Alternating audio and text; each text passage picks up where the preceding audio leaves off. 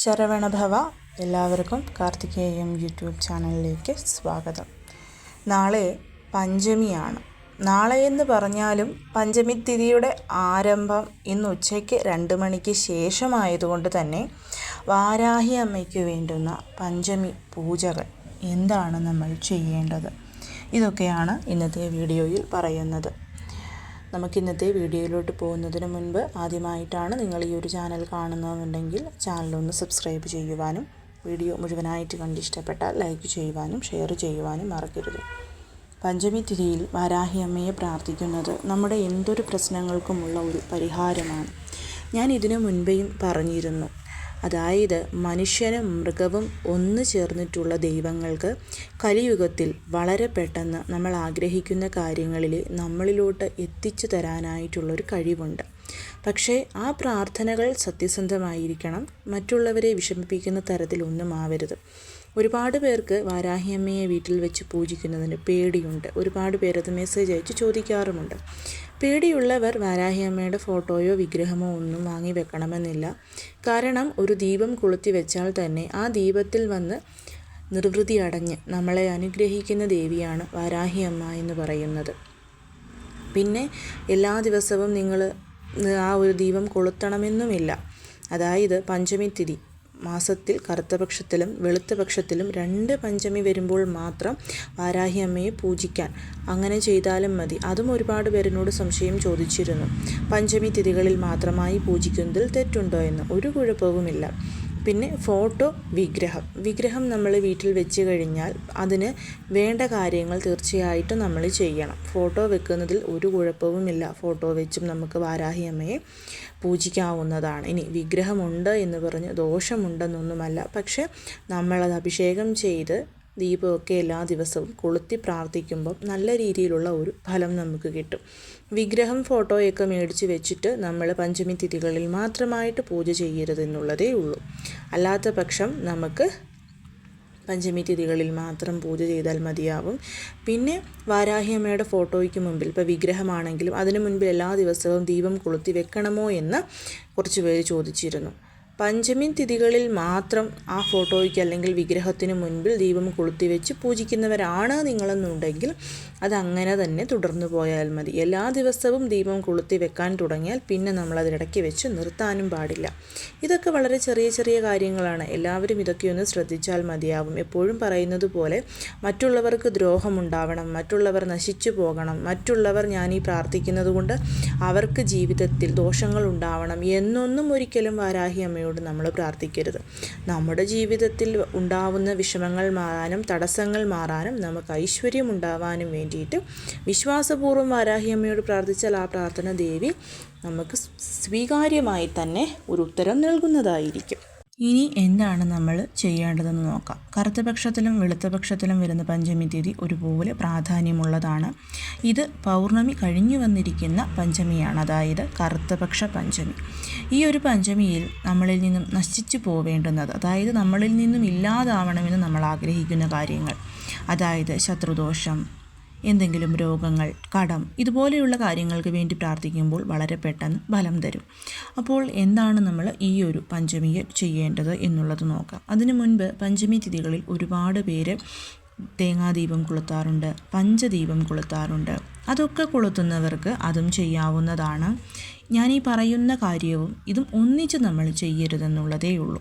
ഇപ്പം തേങ്ങാദീപം കൊളുത്തി അമ്മയെ പ്രാർത്ഥിക്കുന്നവരാണെങ്കിൽ അമ്മയ്ക്ക് മുൻപിൽ തേങ്ങാദീപം കൊളുത്തി വെച്ച് പ്രാർത്ഥിച്ചതിന് ശേഷം 1/2 മണിക്കൂർ കഴിഞ്ഞ് ഞാൻ ഈ പറയുന്ന കാര്യം ചെയ്താൽ മതിയാവും. അതായത് ഇന്ന് സന്ധ്യയ്ക്ക് 6 മണിക്ക് ശേഷം, അങ്ങനെ അല്ലെങ്കിൽ നാളെ ബ്രഹ്മമുഹൂർത്തമായ 3 മണി മുതൽ ഏകദേശം ഒരു 6 മണിക്ക് ഉള്ളിലായിട്ട് വേണം നമ്മളിത് ചെയ്യാൻ.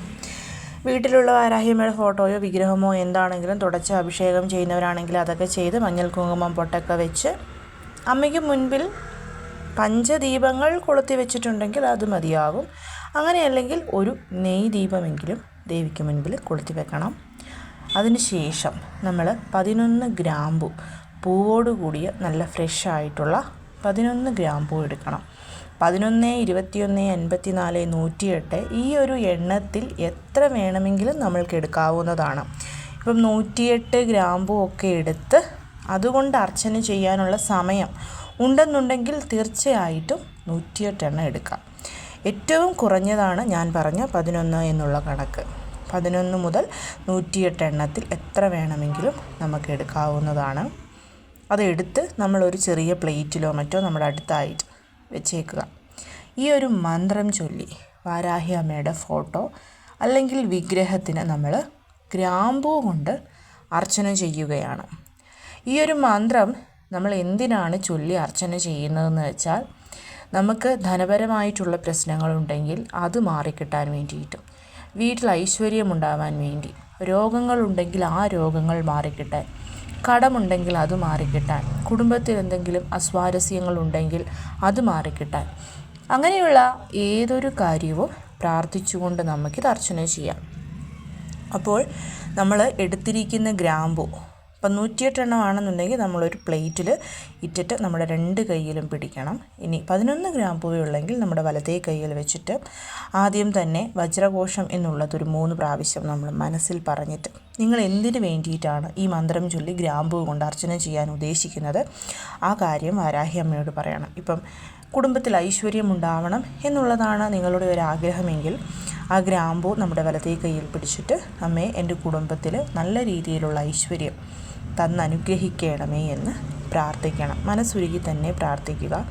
അതിനുശേഷം ഈ ഒരു മന്ത്രം ചൊല്ലി ഓരോ ഗ്രാമ്പുവായിട്ട് അമ്മയ്ക്ക് അർച്ചന ചെയ്യണം. അർച്ചന ചെയ്യുമ്പോൾ ശ്രദ്ധിക്കേണ്ടുന്ന കാര്യം, ഗ്രാമ്പൂ നമ്മൾ എടുക്കണം. അതായത് ഒരു ഗ്രാമ്പൂ കയ്യിലെടുത്ത് അതിൻ്റെ ആ പൂ പോലെയുള്ള ഭാഗം മുകളിലോട്ട് നിൽക്കുന്ന രീതിയിൽ കയ്യിൽ പിടിച്ചിട്ട് ആദ്യം അമ്മയുടെ നെറ്റിയിൽ മുട്ടിക്കണം. രണ്ടാമത് അമ്മയുടെ വയറിൻ്റെ ഭാഗത്ത് മുട്ടിച്ച് ഏറ്റവും അവസാനം പാദത്തിൽ മുട്ടിച്ചിട്ട് വേണം നമ്മളത് ദേവിക്ക് മുൻപിലായിട്ട് സമർപ്പിക്കാൻ. നെറ്റി, അമ്മയുടെ വയറുഭാഗം, അമ്മയുടെ കാല്, 1, 2, 3 എന്നുള്ള രീതിയിൽ നമ്മൾ മുട്ടിച്ചുകൊണ്ട് വേണം ഇത് ദേവിക്ക് സമർപ്പിക്കാൻ വേണ്ടിയിട്ട്. അപ്പം നമ്മുടെ വായിൽ ആ മന്ത്രം ഇങ്ങനെ വന്നുകൊണ്ട് ചൊല്ലിക്കൊണ്ടിരിക്കണം. അപ്പം നമ്മളിതിങ്ങനെ മുട്ടിച്ച് അമ്മയ്ക്ക് സമർപ്പിക്കുക എന്നുള്ളതാണ്. ഞാൻ പറഞ്ഞത് എങ്ങനെയാണെന്ന് മനസ്സിലായല്ലോ. ഇനി ആ മന്ത്രം ഏതാണെന്ന് നോക്കാം. ഓം ശ്രീം ബ്രിസി ശ്രീ സ്വർണവാരാഹി ദേവിയേ നമ. ഓം ശ്രീം ബ്രിസി ശ്രീ സ്വർണവാരാഹി ദേവിയേ നമ. ഇതാണ് ആ ഒരു മന്ത്രം എന്ന് പറയുന്നത്. അപ്പം ഈ ഒരു മന്ത്രം നമ്മൾ ഒരു പ്രാവശ്യം ചൊല്ലുമ്പോൾ തന്നെ അമ്മയുടെ നെറ്റിയിൽ, വയറിൽ, ആ ഒരു കാലിൽ നമ്മൾ ഈ ഒരു ഗ്രാമ്പൂ മുട്ടിച്ച് നമ്മളത് സമർപ്പിക്കുക എന്നുള്ളതാണ്. സമർപ്പിക്കുമ്പം ഒരു വെറ്റിലയോ വാഴയിലയോ ചെറിയ ബ്രാസിൻ്റെ വല്ല പ്ലേറ്റോ ആ ഒരു ഫോട്ടോയ്ക്ക്, വിഗ്രഹത്തിന് അല്ലെങ്കിൽ കത്തിച്ച് വെച്ചിരിക്കുന്ന ദീപത്തിന് മുൻപിലായിട്ട് വെച്ച് അതിലോട്ട് നമുക്ക് ഗ്രാമ്പൂ കൊണ്ട് അർച്ചന ചെയ്യാവുന്നതാണ്. ഇനി ഗ്രാമ്പൂ കിട്ടാനില്ലാത്തവർ, ഗ്രാമ്പൂ എല്ലായിടത്തും ഉള്ളതാണ്, അപ്പം ഗ്രാമ്പൂ ഇനി കിട്ടാനില്ല എന്ന് പറയുന്നവർക്ക് ചുമന്ന കുങ്കുമം എടുക്കാവുന്നതാണ്. മറ്റ് ഓൾട്ടർനേറ്റീവ് കൊണ്ട് ചെയ്ത് കഴിഞ്ഞാൽ നമ്മൾ ഉദ്ദേശിക്കുന്ന ഒരു ഫലം കിട്ടില്ല. അപ്പം ഇതാണ് നമ്മൾ ചെയ്യേണ്ടുന്ന ഒരു കാര്യം. ഇത് നമ്മൾ ചെയ്ത് കഴിഞ്ഞതിന് ശേഷം ആ ഗ്രാമ്പൂ നമുക്ക് അടുത്ത പഞ്ചമി വരെ അമ്മയ്ക്ക് അടുത്ത് തന്നെ വെച്ചിരിക്കാം. മാല കെട്ടി ചാർത്തുകയോ കിഴി കെട്ടി അമ്മയുടെ അടുത്ത് തന്നെ വെക്കുകയോ, എല്ലാ ദിവസവും ദീപം കൊളുത്തുന്നവരാണെന്നുണ്ടെങ്കിൽ, അതായത് വാരാഹി അമ്മയ്ക്ക് എല്ലാ ദിവസവും ദീപം കൊളുത്തുന്നവരാണെങ്കിൽ ആ ദീപത്തിൽ എല്ലാ ദിവസവും ഓരോ ഗ്രാമ്പൂ ഇട്ട് കത്തിക്കുകയോ എന്ത് വേണമെങ്കിലും ചെയ്യാം. അങ്ങനെയല്ലെങ്കിൽ നമ്മുടെ വീട്ടിൽ സാമ്പ്രാണി പോയിക്കാൻ ഉപയോഗിക്കാം. ഇതൊന്നിനും താല്പര്യമില്ലാത്തവരാണെന്നുണ്ടെങ്കിൽ നമുക്കത് എവിടെയെങ്കിലും കാൽപ്പെടാത്ത ഇടത്ത് കളയാം. പിന്നെ അടുക്കളയിൽ, കിച്ചണിൽ ഉപയോഗിക്കാമോ എന്ന് ചോദിക്കുന്നവർ, നോൺ വെജിന് ഉപയോഗിക്കില്ല എന്ന് ഉറപ്പുണ്ടെന്നുണ്ടെങ്കിൽ നിങ്ങൾക്കത് കിച്ചണിലോട്ട് യൂസ് ചെയ്യാനായിട്ട് എടുക്കാവുന്നതാണ്. അപ്പോൾ എല്ലാവരും ഇതൊന്ന് ചെയ്യാനായിട്ട് ശ്രമിച്ചു നോക്കൂ. തീർച്ചയായിട്ടും ഇത് ചെയ്ത് കഴിയുമ്പം നമ്മുടെ പ്രാർത്ഥന എന്താണെങ്കിലും അതിനൊരു ഉത്തരം അമ്മ തരുന്നതാണ്. ഒരു സൈനെങ്കിലും നിങ്ങൾക്ക് കിട്ടിയിരിക്കും. അതേപോലെ 5 ഇതൾ ചെമ്പരത്തിപ്പൂവിൽ മന്ത്രമെഴുതി നമ്മൾ ചെയ്യേണ്ടുന്ന ഒരു വഴിപാടിനെക്കുറിച്ച് ഞാൻ പറഞ്ഞിരുന്നു. അത് ചെയ്യാവുന്നതാണ്. വളരെ വളരെ പവർഫുള്ളാണത്. അപ്പോൾ എല്ലാവരും കഴിയുന്നതും നിങ്ങളെ കൊണ്ട് പറ്റുന്നത് പോലെ ചെയ്യാനായിട്ട് ശ്രമിക്കൂ. എല്ലാവരെയും മുരുകൻ അനുഗ്രഹിക്കട്ടെ. ഓം ശരവണ ഭവ.